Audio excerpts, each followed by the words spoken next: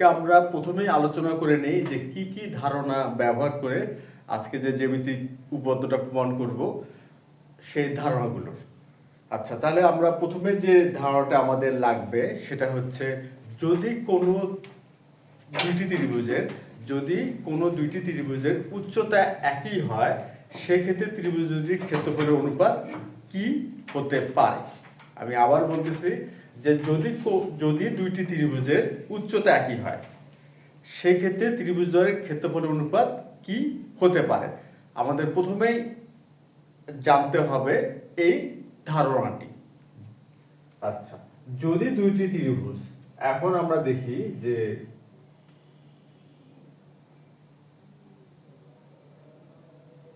A B C, যে ABC একটি ত্রিভুজ আর আমরা বিসি কে বর্ধিত করলাম, করাতে এটা হচ্ছে আমরা ধরে নিচ্ছি ডি। এখন এবিসি একটি ত্রিভুজ ছিল, এটাকে বিসি কে বর্ধিত করলাম ডি পর্যন্ত, তাহলে এডি যোগ করলাম, তাহলে এ সি ডি আর একটি ত্রিভুজ অঙ্কিত হলো। তাহলে ত্রিভুজ এখানে পাওয়া গেল কয়টি? দুইটি ত্রিভুজ হচ্ছে এবিসি আর হলো ত্রিভুজ এ সি ডি, এগুলো দুটি ত্রিভুজ। এখন আমরা এবিসি ত্রিভুজের একটি উচ্চতা অঙ্কন করি। এখন উচ্চতা কি? উচ্চতা হলো শীর্ষ থেকে বিপরীত বাহুর উপর অঙ্কিত লম্ব। কোন ত্রিভুজের শীর্ষবিন্দু থেকে বিপরীত বাহুর উপর অঙ্কিত লম্বটা হলো উচ্চতা। তাহলে এখানে একটা আমরা উচ্চতা অঙ্কন করলাম বা লম্ব অঙ্কন করলাম এ ই, আমরা এই একটি লম্ব অঙ্কন করলাম। এখন আমরা একটি বিষয় খেয়াল করি যে এই অর্থাৎ এই লম্বটি বা এই উচ্চতাটি ত্রিভুজ এ বি সি এরও উচ্চতা, ত্রিভুজ এ সি ডি এরও উচ্চতা। তাহলে ব্যাপারটা কি হলো? ত্রিভুজ এবিসি এর উচ্চতা কি হলো? এবিসি এর উচ্চতা হচ্ছে এ ই, ত্রিভুজ এবিসি এর উচ্চতা এ ই, আর ত্রিভুজ এসিডি এর উচ্চতা এ ই। তাহলে দুইটি ত্রিভুজ, এই দুটি ত্রিভুজ উচ্চতা কিন্তু একই হলো। এই ক্ষেত্রে এই ত্রিভুজের ক্ষেত্রফলের অনুপাত কি হবে? আচ্ছা, ত্রিভুজের ক্ষেত্রফল অনুপাত হবে ভূমিদ্বয়ের অনুপাতের সমান, অর্থাৎ ত্রিভুজ এবিসি অনুপাত ত্রিভুজ এসিডি কি হবে? ভূমিদ্বয়। এখন ত্রিভুজ এবিসি এর ভূমি কি? বিসি। এখন আমরা ভূমি কিভাবে নির্ধারণ করব? ভূমি যে বাহুর উপর উচ্চতা থাকবে, অর্থাৎ বিষয়টা কি দাঁড়ালো? যে বাহুর উপর উচ্চতা থাকবে সেটাকে আমরা ভূমি ধরবো। আর বিষয়টা যদি আমরা একটু অন্যভাবে বলি তাহলে এভাবে বলতে পারবো, যে উচ্চতা নিয়ে আমরা আলোচনা করতেছি এখানে, বা যে উচ্চতাকে এখানে আমরা নির্দিষ্ট হিসেবে নিচ্ছি, সেই উচ্চতাটা যে বাহুর উপরে থাকবে সেটাই হচ্ছে ভূমি। তাহলে এখানকার আমাদের আলোচ্য উচ্চতাটা কোনটি? আলোচ্য উচ্চতা হচ্ছে এই। তাহলে এটা আমাদের এখানে নির্দিষ্ট উচ্চতা হচ্ছে এই। আর এই যে বিসি, এই বিসি কে বর্ধিত করলে এইটা পাওয়া যাচ্ছে।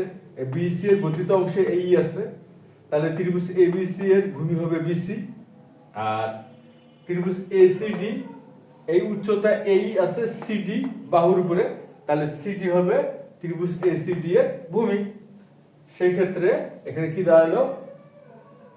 বিসি অনুপাত সিডি। আর এটাকে আমরা জানি অনুপাত থাকলে ভাগ আকারে লেখা যায়, তাহলে এখানে হবে এবিসি ভাগ ত্রিভুজ এসিডি সমান বিসি ভাগ সিডি। অর্থাৎ দুটি ত্রিভুজের উচ্চতা একই থাকলে ত্রিভুজের ক্ষেত্রফলের অনুপাত হয় ভূমিদ্বয়ের অনুপাতের সমান। আর ভূমি ধারণা কি? যে বাহুর উপরে উচ্চতা থাকবে। এবং কোন উচ্চতাটা? আমরা তো জানি একটি ত্রিভুজের উচ্চতা থাকে তিনটি, তাহলে কোন উচ্চতা মানে মেনশন করে বা কোন উচ্চতাটা খেয়াল করে আমরা ভূমি নির্ধারণ করব?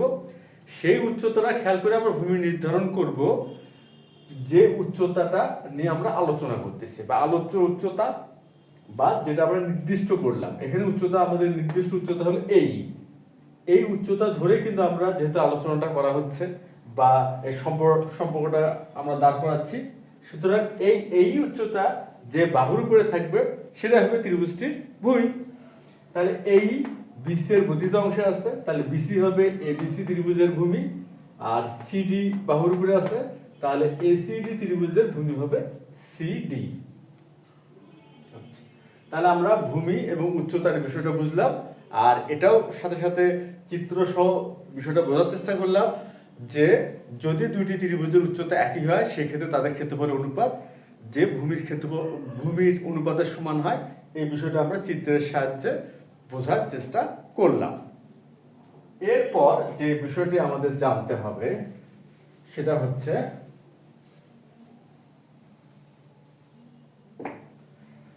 উচ্চতা এবং ভূমি। এই বিষয়টা যেখানে আলোচনা করা হলো, এই বিষয়টা নিয়ে আর একটু ডিটেলস জানলে মনে আমাদের সুবিধা হয় যে উচ্চতা আর ভূমির যে বিষয়টি। তাহলে এই জন্য আরেকটি আমরা চিত্র অঙ্কন করি, করে উচ্চতা আর ভূমির বিষয়টা বোঝার চেষ্টা করি। যেমন এ বি সি, এবিসি একটি ত্রিভুজ। আচ্ছা, আমরা এ ডি একটি লম্ব অঙ্কন করলাম। কি করলাম? A D. তো এডি লম্ব অঙ্কন করলাম, তাহলে উচ্চতা কি হলো? এডি হলো। উচ্চতা এডি, তবে ভূমি কি হবে? এখানে আমরা উচ্চতা বললাম এডি কে, কেননা এডি হচ্ছে শীর্ষবিন্দু এ হতে বিপরীত বাহু বিসির উপরে অঙ্কিত লম্ব। তাহলে এডি হচ্ছে উচ্চতা, তবে ভূমি হবে বিসি। এই বিষয়টা হলো এমন। কিন্তু আমরা কি জানি? আমরা জানি যে একটি ত্রিভুজের উচ্চতা হয় 3টি। তাহলে আমরা আরেকটি উচ্চতা অঙ্কন করি। আরেকটি উচ্চতা অঙ্কন করলাম, এবার উচ্চতা আঁকলাম সিই। আচ্ছা, এই ক্ষেত্রে উচ্চতা এখন আমরা ধরে নিচ্ছি সিই। উচ্চতা হচ্ছে সিই, তবে ভূমি। এখন উচ্চতা যদি সিই হয় সেক্ষেত্রে ভূমি কি হবে? আচ্ছা, এখন দেখি সিই লম্বটা কোন রেখার উপরে আছে বা কোন বাহুর উপরে আছে? এবি বাহুর উপরে আছে। তাহলে সেক্ষেত্রে ভূমি হবে এবি। তাহলে উচ্চতা সিই হলে ভূমি এবি। এখন যদি আরেকটি আমরা লম্ব অঙ্কন করি, বিএফ লম্ব অঙ্কন করলাম কোন বাহুর উপরে? এসি বাহুর উপরে। তাহলে এই ক্ষেত্রে আমাদের উচ্চতা হচ্ছে বিএফ, তবে ভূমি। উচ্চতা যদি আমরা বিএফ ধরি, তাহলে আমরা ভূমি কাকে ধরবো? কারণ বিএফ কার উপরে আছে? বিএফ আছে এসি বাহুর উপরে, সেক্ষেত্রে ভূমি হবে এসি। এই যে বিষয়টা এখন তো মনে হয় স্পষ্টভাবে বোঝা গেল যে এই উচ্চতা সাপেক্ষে ভূমির ধারণার বিষয়টা আসলে কি। তাহলে এই বিষয়টা কি দাঁড়ালো? কোন ত্রিভুজের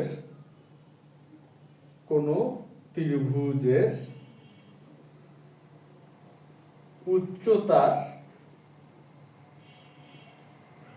সাপেক্ষে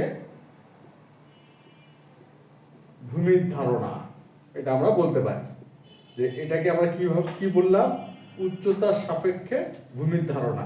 আমরা এই বিষয়টাই এতক্ষণ ধরে চিত্রের সাহায্যে বোঝার চেষ্টা করলাম যে কোন ত্রিভুজের উচ্চতার সাপেক্ষে ভূমির ধারণা, অর্থাৎ যে উচ্চতা না নিয়ে আমরা আলোচনা করব বা গাণিতিক ক্যালকুলেশন করব, সেই উচ্চতা যে বাহুর উপরে, সেই বাহুটাই হবে ভূমি।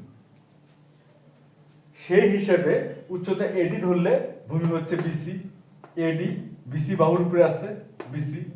উচ্চতা সিই, তাহলে সি কোন বাহুর উপরে আছে? এবি বাহুর উপরে আছে, সি আছে এবি বাহুর উপরে, সেক্ষেত্রে ভূমি হচ্ছে এবি। আর উচ্চতা বিএফ, আর বিএফ কোন বাহুর উপরে আছে? এসি উপরে আছে, সেক্ষেত্রে ভূমি হচ্ছে এসি।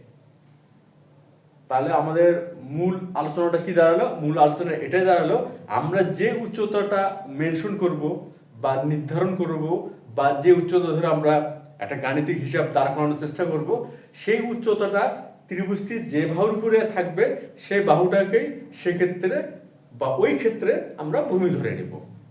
আর এটাকে আমরা এক কথায় বলতে পারি কোন ত্রিভুজের উচ্চতার সাপেক্ষে ভূমির ধারণা। তাহলে এই বিষয়টা মনে হয় যে আমরা বুঝতে পারলাম।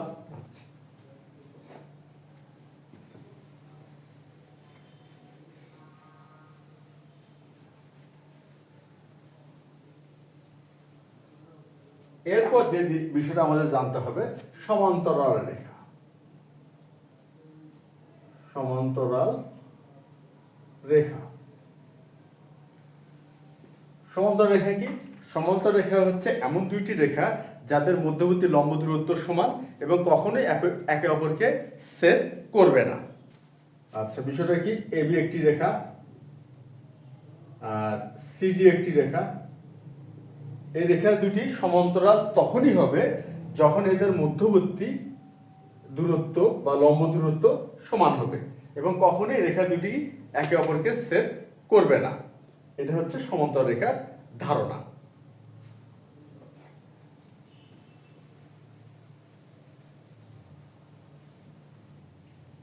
এখন আমরা যে বিষয়টা আলোচনা করব, যদি দুইটি ত্রিভুজের ভূমি একই হয় এবং ক্ষেত্রফল সমান, সেক্ষেত্রে কি ধারণা আমরা এখান থেকে নিতে পারি বা পাই? যে আমি আবার বলতেছি যে যদি দুটি ত্রিভুজের ভূমি একই হয় এবং ক্ষেত্রফল সমান হয়। আচ্ছা, আমরা প্রথমে চিত্রের সাহায্যে বোঝার চেষ্টা করি।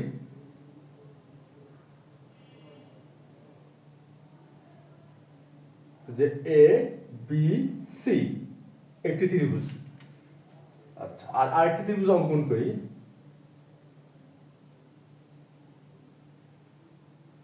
P B C. তা এই দুটি ত্রিভুজের ভূমি কিন্তু একই। এখানে ত্রিভুজ এ বি সি ও ত্রিভুজ পি বি সি, এই ত্রিভুজ দুটির ভূমি হচ্ছে বিসি। ত্রিভুজ দুটির ভূমি কি? বিসি। কেন? এই যে বিসি, আমরা বিসি কে ভূমি ধরে নিচ্ছি। আচ্ছা, এবং ক্ষেত্রফল সমান। এখন যদি ত্রিভুজ এ বি সি সমান ত্রিভুজ পিবিসি হয়, যদি এবিসি ত্রিভুজ এবিসি সমান ত্রিভুজ পিবিসি হয়, অর্থাৎ ত্রিভুজদ্বয়ের ক্ষেত্রফল সমান হয়, ত্রিভুজদ্বয়ের ক্ষেত্রফল সমান হয়, সেক্ষেত্রে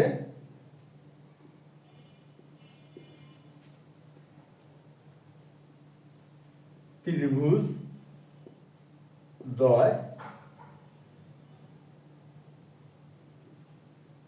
একই সমান্তরাল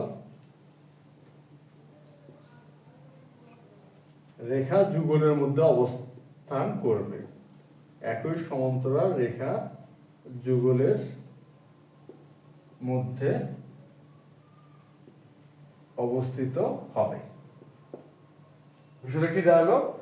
যদি ত্রিভুজ এবিসি এবং পিবিসি, আমাদের যে চিত্র এবিসি এবং পিবিসি উভয়ের ভূমি কিন্তু বিসি, এবং ত্রিভুজদ্বয়ের ক্ষেত্রফল সমান, অর্থাৎ ত্রিভুজ এবিসি সমান ত্রিভুজ পিবিসি, যদি এমন হয় সেক্ষেত্রে ত্রিভুজদ্বয় একই সমান্তরাল রেখা যুগলের মধ্যে অবস্থিত হবে। কেন? আচ্ছা, এই জন্য হবে যে ত্রিভুজ এ বি সি ক্ষেত্রফল কি? হাফ গুণন ভূমি হচ্ছে বিসি আর উচ্চতা, আচ্ছা ধরে নিচ্ছি এইচ, হাফ গুণন ভূমি গুণন উচ্চতা। আবার ত্রিভুজ পিবিসি হাফ, আচ্ছা ত্রিভুজ পিবিসি এর ক্ষেত্রফল কি? হাফ গুণন বিসি, কেন? এটা ভূমি ধরে নিচ্ছি বিসি আর উচ্চতা ধরে নিচ্ছি, আচ্ছা এটা উচ্চতা ধরে নিচ্ছি হলো এইচ প্রাইম, আমরা উচ্চতা ধরে নিলাম এইচ প্রাইম। তাহলে ত্রিভুজ এবিসি এর ক্ষেত্রফল হলো হাফ গুণন ভূমি গুণন উচ্চতা, ত্রিভুজ পিবিসি এর ক্ষেত্রফল হলো হাফ গুণন ভূমি গুণন উচ্চতা। আচ্ছা, এখন আমরা কি বললাম? যে ত্রিভুজ এবিসি আর ত্রিভুজ পিবিসি এর ক্ষেত্রফল সমান। এখন যদি ত্রিভুজদ্বয়ের ক্ষেত্রফল সমান হয় তাহলে ব্যাপারটা কি দাঁড়ালো? হাফ গুণন বিসি গুণন এইচ সমান সমান হাফ গুণন বিসি গুণন এইচ প্রাইম। তাহলে হাফ বিসি মিলে গেছে দুই পাশে। তাহলে এটা যদি আমরা গুণের বর্জন বিধি অনুযায়ী বাদ দেই তাহলে এইচ সমান সমান এটা, তাহলে সেক্ষেত্রে কি হলো? উচ্চতা দ্বয় সমান হলো, উচ্চতা দ্বয় সমান। তার মানে ব্যাপারটা কি দাঁড়ালো, এ থেকে আমরা যেহেতু ভূমি বিসি ধরছি, ভূমি কি ধরছি, বিসি ধরছি, তাহলে এখান থেকে একটু যদি লম্ব অঙ্কন করা যায়, এটাই তাহলে এইচ হবে, আর এখান থেকে একটি লম্ব অঙ্কন করলে এটা হবে এইচ প্রাইম। তাহলে এটা এই দুটি যদি সমান হয়, এই লম্ব দূরত্ব যদি সমান হয়, তাহলে অবশ্যই এরা একই। আমরা যদি এই সেট করি, তাহলে এই মধ্যবর্তী লম্ব দূরত্ব প্রতিক্ষেত্রে সমান, তাহলে এই রেখা দুটি অবশ্যই কি হবে, সমান্তরাল হবে। এই রেখা দুটি কি হবে, সমান্তরাল হবে। সেটাকে আমরা কিভাবে বর্ণনা করতে পারি, এভাবে বর্ণনা করতে পারি, যদি দুটি ত্রিভুজের ভূমি একই হয় এবং ক্ষেত্রফল সমান হয়, তাহলে ত্রিভুজদ্বয় একই সমতল রেখা যুগের মধ্যে অবস্থান করবে। এটাই হচ্ছে আমাদের চূড়ান্ত সিদ্ধান্ত হবে, যদি এই ঘটনাটা ঘটে যে দুটি ত্রিভুজের ভূমি একই এবং ক্ষেত্রফল সমান।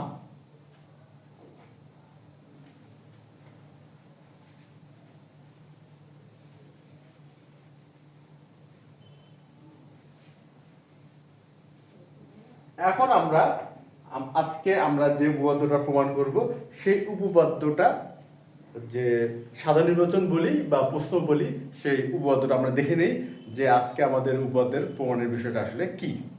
আজকের বিষয়টি হচ্ছে, কোন সরলরেখা একটি ত্রিভুজের দুই বাহুকে অথবা তাদের বর্ধিতাংশ দ্বয়কে সমান অনুপাতে বিভক্ত করলে উক্ত সরলরেখা ত্রিভুজটির তৃতীয় বাহুর সমান্তরাল। আচ্ছা, ব্যাপারটা কি, কোন সরলরেখা একটি ত্রিভুজের দুই বাহুকে, আচ্ছা তাহলে আমরা প্রথমে চিত্রটা অঙ্কন করি।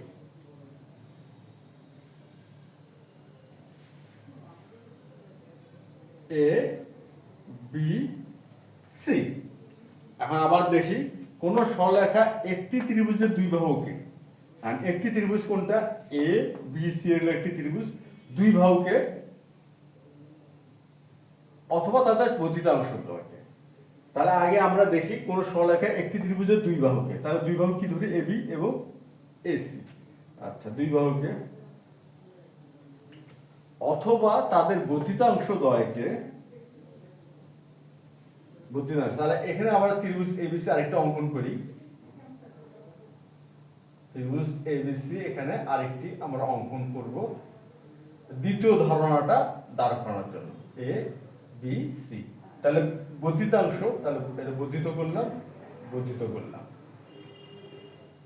বর্ধিতাংশ সমান অনুপাতে, তাহলে এখানে হচ্ছে ডি ই। তাহলে প্রথম চিত্রে কি দাঁড়ালো, ত্রিভুজের দুই বাহুকে, মানে কোন সরলরেখা একটি ত্রিভুজের দুই বাহুকে, এটা হলো প্রথম চিত্র অনুযায়ী, অথবা তাদের বর্ধিতাংশ দ্বয়কে, অর্থাৎ এ বি কে আমরা বর্ধিত করলাম এবং এসি কে বর্ধিত করলাম। তাহলে এখানে ডি এবং ই, বর্ধিতাংশ হলো ডি বিন্দু ই বিন্দু, আর অন্তস্থ ভাবে করলো ডি এবং ই বিন্দুতে, আর সমান অনুপাতে বিভক্ত করলে, তাহলে বিভক্ত করলে কি সমান অনুপাত, অর্থাৎ এডি অনুপাত ডিবি সমান হবে এই অনুপাত ইসি, আর এখানে হবে বর্ধিত অংশ, অর্থাৎ এডি অনুপাত বিডি সমান এই অনুপাত ইসি। আচ্ছা, এখন উক্ত সরলরেখা, আর উক্ত সরলরেখা কোনটি, উক্ত সরলরেখাটা হচ্ছে ডিই। এই ডিইটা হলো উক্ত সরলরেখা, কেন এই সরলরেখাটাই সমান অনুপাতে বিভক্ত করছে কোন ত্রিভুজের দুটি বাহুকে। আচ্ছা, ত্রিভুজটির তৃতীয় বাহুর সমান্তরাল হবে। তৃতীয় বাহু কোনটি, আর যে দুটি বাহুকে বিভক্ত করলো সমান অনুপাতে, সেই বাহু দুটি বাদ দিলে যে বাহুটি থাকে সেটা হচ্ছে তৃতীয় বাহু। তাহলে এখানে কোন দুটি বাহুকে বিভক্ত করলো, বাহুকে বিভক্ত করলো এ বি এবং এসি প্রথম চিত্রে, আর দ্বিতীয় চিত্র অনুসারে এই এ বি এর বর্ধিত অংশ আর এসি এর বর্ধিতাংশ দ্বয়কে বিভক্ত করলো। তাহলে তৃতীয় বাহু কোনটি হলো, যে বাহুটাকে বিভক্ত করেনি সেটা হচ্ছে বিসি। প্রথম চিত্র বিসি, দ্বিতীয় চিত্র অনুসারে বিসি। তাহলে উক্ত রেখা কোনটা, ডি, এখানেও ডি, তৃতীয় বাহু হলো বিসি, সমান্তরাল হবে। তাহলে আমাদের প্রমাণের বিষয়টা হচ্ছে বিসি এবং ডি সমান্তরাল। আমরা কি প্রমাণ করব, বিসি এবং ডি হবে সমান্তরাল, অর্থাৎ যে রেখাটি এই এবি এবং এসি কে অথবা তাদের বর্ধিতাংশ দ্বয়কে সমান অনুপাতে বিভক্ত করলো ওই রেখাটি তৃতীয় বাহুর সমান্তরাল। এখন কথা হচ্ছে রেখাটি কোন রেখাটি সমান অনুপাতে বিভক্ত করলো, সেটা হচ্ছে ডিই। আর তৃতীয় বাহু কোনটি? বিসি। তাহলে কারা সমান্তরাল হবে? বিসি এবং ডিই। এটা আজকে আমরা প্রমাণ করব। তাহলে এখন আমরা প্রথমে যেহেতু প্রশ্নটা আমরা চিত্রের সাহায্যে বোঝার চেষ্টা করলাম, এখন আমরা প্রশ্ন অনুযায়ী বিশেষ নির্বাচনটা লিখে ফেলি, অবশ্যই চিত্রটাও খেয়াল রেখে। এখন আমরা লিখব বিশেষ নির্বাচন। আর আমরা তো জানি বিশেষ নির্বাচন হলো চিত্র নির্ভর বর্ণনা, তাহলে অবশ্যই চিত্রটাকে প্রাধান্য পাবে আর প্রশ্নটাকে তো প্রাধান্য দিতেই হবে। আচ্ছা, তাহলে মনে করি কোন সরলরেখা একটি ত্রিভুজের, তাহলে মনে করি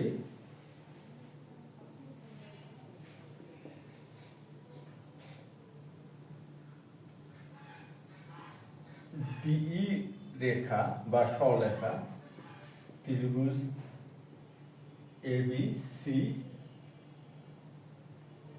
এর এবি ও এসি বাহুকে, এটা হলো প্রথম চিত্র। এটা কি প্রথম চিত্র অনুসারে, অথবা এবি ও এসি এর বর্ধিতাংশ দ্বয় কে, এটা হলো দ্বিতীয় চিত্র অনুসারে, সমান অনুপাতে বিভক্ত, সমান অনুপাতে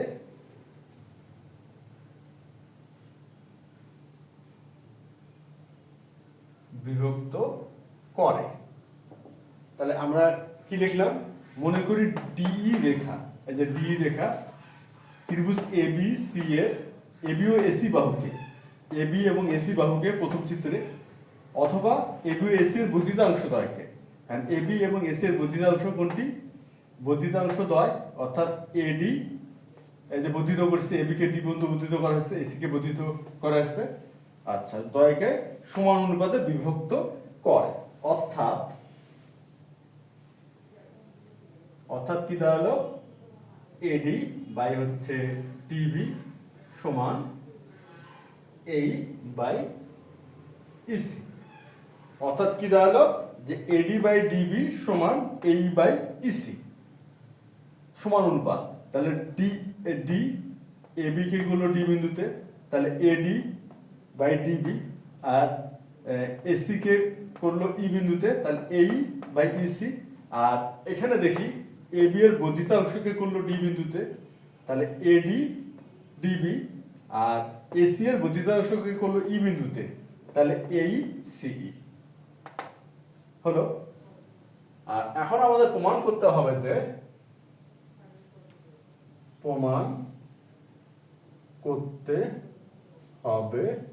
যে, তৃতীয় বাহু কোনটি?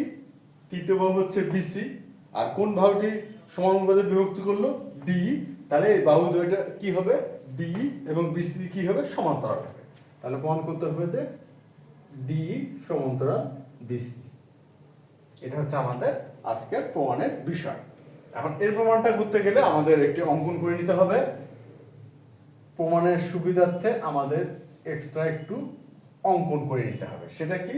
সেটা তেমন কিছুই না, এ বিই আর সিডি যোগ করব, এখানেও বিই আর সিডি যোগ করব। তাহলে বিই এবং সিডি যোগ করি। এখন একটি বিষয় অবশ্যই খেয়াল রাখতে হবে, যেহেতু আমরা দুইটি বিন্দু যোগ করতেছি, কটি বিন্দু যোগ করলাম? দুইটি, এবং এই জন্য কমা চিহ্নটা ব্যবহার করতে হবে, B comma E c comma D. আমরা যদি কমা চিহ্নটা ব্যবহার না করি তাহলে কিন্তু একটা রেখাংশ বোঝাবে, আর রেখাংশ তো যোগ করা যায় না, বিন্দু যোগ করা যায়। আর আমরা বিন্দু যোগ করছিও কিন্তু দুটি বিন্দু, তাহলে অবশ্যই এই অঙ্কনে বর্ণনা লিখতে যায় বি কমা ই, তাহলে আমরা দুটো বিন্দু বুঝলাম, সি কমা ডি, এক্ষেত্রেও আমরা দুটো বিন্দু বুঝলাম, অর্থাৎ তাহলে বি এবং সি ডি যোগ করি, এইভাবে লিখতে হবে। এখন আমরা প্রমাণটা শুরু করতে পারি। এখন আমরা দেখি এই যে ত্রিভুজ ADE আর ত্রিভুজ হচ্ছে BED, এই দুটি ত্রিভুজের উচ্চতা একই। তাহলে ত্রিভুজ হচ্ছে ADE ও ত্রিভুজ হচ্ছে BEDA।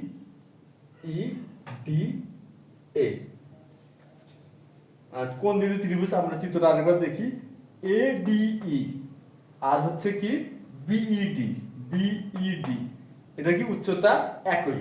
তাহলে উচ্চতা একই হলে কি হবে, এদের ক্ষেত্রফল অনুপাত হবে ভূমিদ্বয় অনুপাতের সমান। তাহলে ক্ষেত্রফল অনুপাত ত্রিভুজ ADE বাই হচ্ছে ত্রিভুজ BED। আচ্ছা, আমরা এখানে উল্লেখ করে দিই যে উচ্চতা একই, তা এত এর উচ্চতা একই, তাহলে আমাদের বুঝতে সুবিধা হবে। এটা আমরা উল্লেখ করে দিলাম যে ত্রিভুজ ADE ও ত্রিভুজ BED এর উচ্চতা একই। তাহলে এদের ক্ষেত্রফল অনুপাত হবে কি, ত্রিভুজের ক্ষেত্রফল অনুপাত হবে ভূমিদ্বয় অনুপাতের সমান। এখানে ভূমি হচ্ছে AD আর DB, তাহলে AD আর DB। এবং আচ্ছা, এখন আমরা এই যে ত্রিভুজটি ADE এই ত্রিভুজটি নিব, আর এবার নিব হচ্ছে CED এই ত্রিভুজটি। তাহলে ত্রিভুজ হচ্ছে ADE, ত্রিভুজ ADE ও ত্রিভুজ CED এর উচ্চতা একই, এর উচ্চতা একই। তাহলে অতএব কি হবে, ত্রিভুজ ADE বাই হচ্ছে ত্রিভুজ CED, মানে ত্রিভুজের ক্ষেত্রফল হবে এদের ভূমিদ্বয়ের ক্ষেত্রফলের সমান, না সরি, ভূমিদ্বয়ের অনুপাতের সমান। ত্রিভুজের অনুপাত হবে ভূমিদ্বয়ের অনুপাতের সমান। তাহলে ত্রিভুজের ক্ষেত্রফলের অনুপাত ভূমি হচ্ছে এই আর EC অনুপাতের সমান। কারণ এটা আমরা জানি এবং আমরা কিন্তু প্রমাণ করার শুরুতেই এটা চিত্রের সাহায্যে বোঝার চেষ্টা করছি যে কোন বিষয়টি হলো এমন, যদি দুটি ত্রিভুজের উচ্চতা একই হয় সেক্ষেত্রে ত্রিভুজদ্বয়ের ক্ষেত্রফলের অনুপাত হবে ভূমিদ্বয়ের অনুপাতের সমান। আর ভূমির ধারণাটা কি, যে উচ্চতাটা নিয়ে আমরা আলোচনা করব বা যে উচ্চতা আমরা দিয়ে এই হিসাবটা দাঁড় করানোর চেষ্টা করব বা নির্দিষ্ট যে উচ্চতা আমরা নিচ্ছি সেই উচ্চতাটা যে বাহুর উপর থাকবে সেটাই হবে ভূমি। এইখানে আমরা যখন করলাম ADE আর BED উচ্চতা ধরে নেওয়া হয়েছে এ পাশে, তাহলে এখানে ভূমি হচ্ছে AD আর DB। আর দ্বিতীয় ক্ষেত্রে যখন আমরা ত্রিভুজ নিলাম ADE আর CED, সেক্ষেত্রে উচ্চতা ধরা হয়েছে এই পাশে, এই জন্য ভূমি ধরছি আমরা এই আর EC। কিন্তু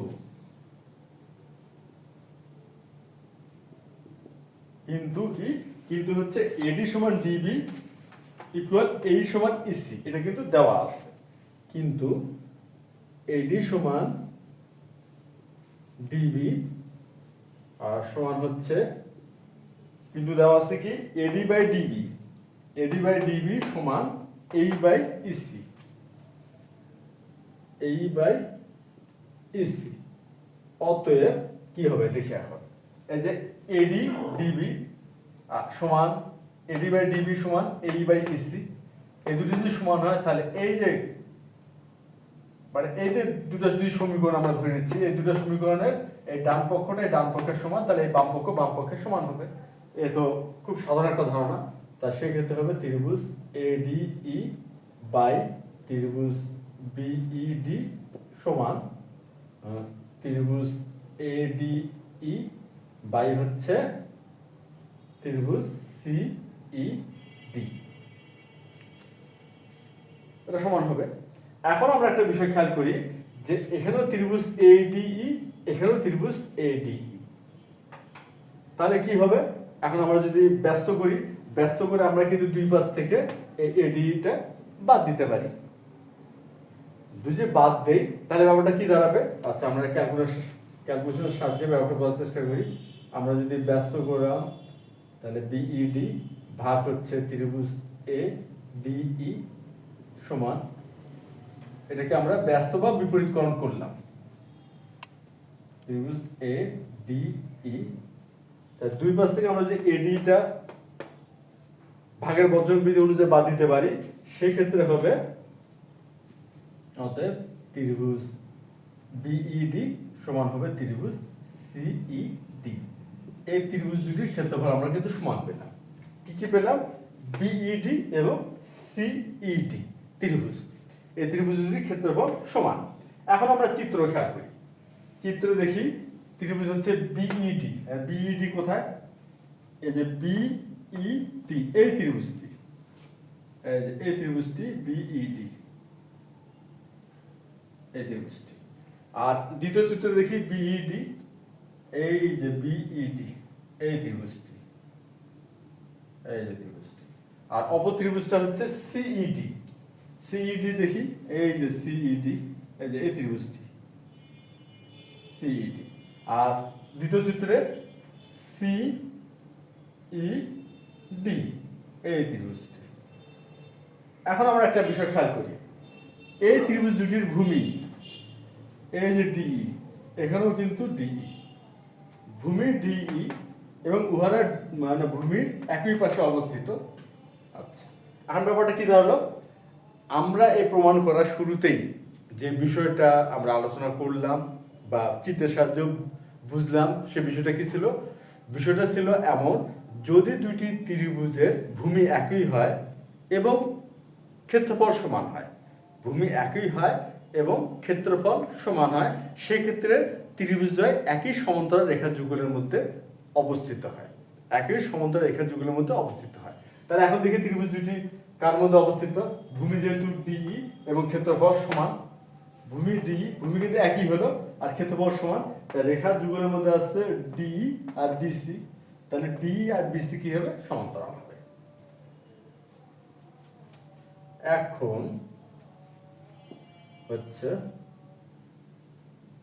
আমরা লিখতে পারি ত্রিভুজ বিইডি ও ত্রিভুজ সিইডি এর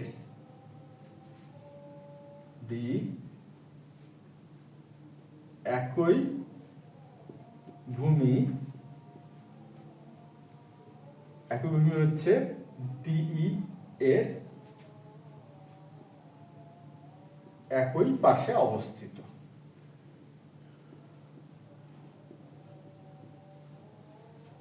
এখন আমরা কি বললাম?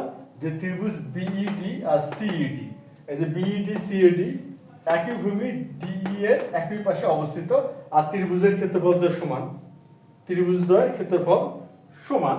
তাহলে আমরা কি লিখতে পারি?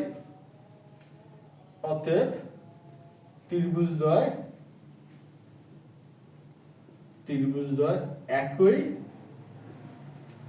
সমান্তরাল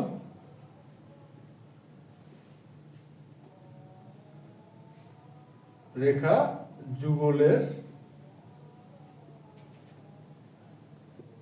মধ্যে অবস্থিত। বিষয়টা দাঁড়ালো কি? বিষয়টা এটা দাঁড়ালো, যেহেতু ত্রিভুজ বিইডি আর ত্রিভুজ সিইডি, এই ত্রিভুজ দুটির ক্ষেত্রফল সমান এবং ভূমি হচ্ছে একই এবং সেটা হচ্ছে ডিই, সেহেতু ত্রিভুজদ্বয় একই সমান্তরাল রেখা যুগলের মধ্যে অবস্থিত। এখন একই সমান্তরাল রেখা যুগলের মধ্যে অবস্থিত, এখন দেখি তো আমরা কোন দুটি রেখার মধ্যে অবস্থিত? সেটা হচ্ছে ডিই এবং বিসি। চিত্রটা খেয়াল করে বলা হচ্ছে এই বিসি এবং ডি এর মধ্যে কিন্তু অবস্থিত, তাহলে বিসি এবং ডি কি হচ্ছে? সমান্তরাল হচ্ছে। অতএব কি হবে? ডিই সমান্তরাল বিসি। সুতরাং কি হবে? ডি সমান্তরাল বিসি। আমরা কিন্তু অবশেষে প্রমাণ করে ফেললাম। তাহলে তো নিশ্চয় আজকে আমরা যেভাবে প্রমাণটা বোঝার চেষ্টা করলাম, যে প্রথমে আমরা কি করলাম, মোটামুটি সবগুলো জিনিস আলাদা করে বোঝার চেষ্টা করলাম, তারপরে আমরা ধারাবাহিকভাবে একটির পর একটি ধারণা ব্যবহার করে আজকে প্রমাণটা করে ফেললাম। তাহলে আশা করি প্রমাণটা তোমরা সবাই বুঝতে পারছো। আর যদি বুঝতে না পেরে থাকো বা কোনো জায়গায় কোনো সমস্যা মনে হয়, তাহলে তোমরা অবশ্যই সেটা জানাতে পারো কমেন্টের মাধ্যমে। তাহলে এর একটা রিভিশন ক্লাস নেওয়া যেতে পারে। তাহলে আজকে এই পর্যন্তই। ধন্যবাদ তোমাদের সবাইকে।